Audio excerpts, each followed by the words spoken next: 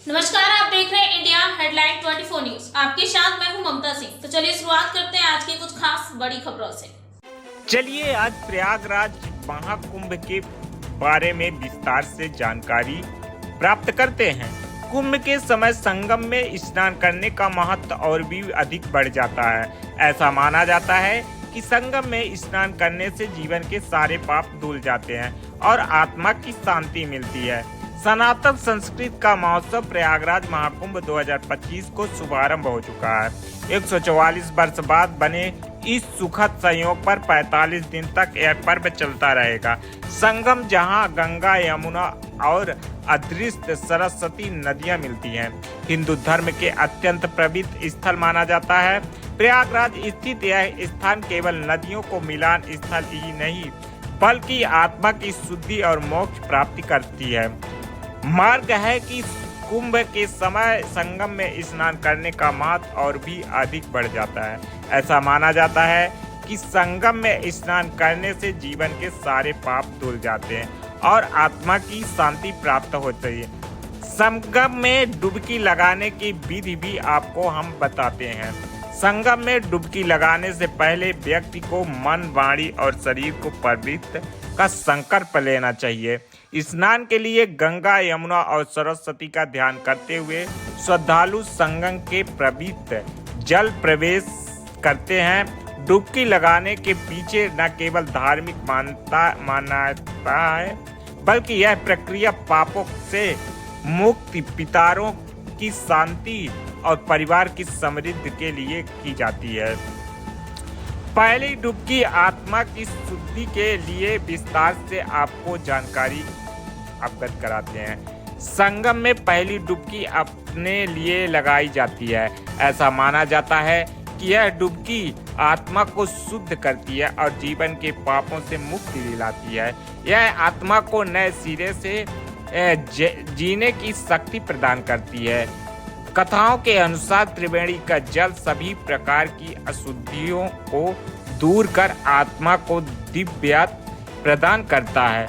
दूसरी डुबकी के बारे में हम आपको विस्तार से जानकारी बताते हैं। दूसरी डुबकी अपने पितरों की आत्मा की शांति के लिए लगाई जाती है। धार्मिक मान्यता है कि पितरों का उद्धार करने और उन्हें स्वर्ग लोक में स्थान दिलाने के लिए संगम स्नान अत्यंत प्रभावी है।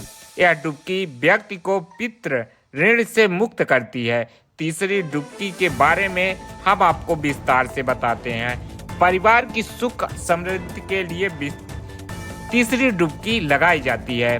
तीसरी डुबकी परिवार के कल्याण, सुख, समृद्धि और स्वास्थ्य के लिए लगाई जाती है। यह डुबकी जीवन के कष्टों को दूर करने और परिवार में सुख शांति बनाए रखने का प्रतीक है।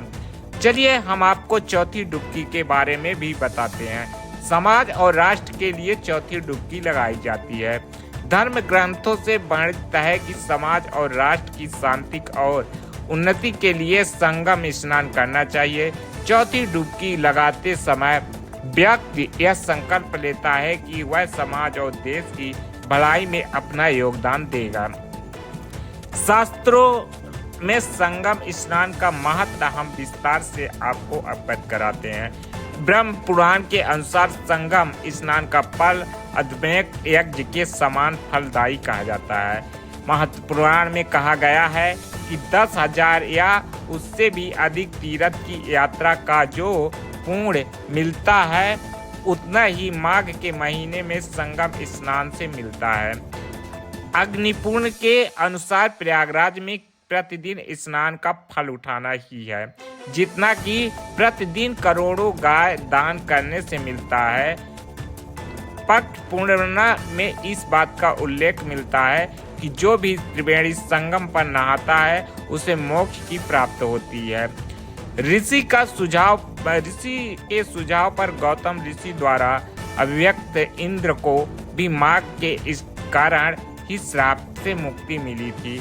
ऐसे में प्रक्षिप्त करने के लिए माघ महीने और महाकुंभ के संयोग से संगम पर स्नान सर्वश्रेष्ठ माना जाता है। वक्त हो गया एक छोटे से ब्रेक के बाद फिर से हाजिर होंगे ऐसी कुछ खास बड़ी खबरों के साथ। तब तक के लिए नमस्कार। हर खबर की अपडेट पाने के लिए आप हमारे चैनल को सबसे पहले सब्सक्राइब करें।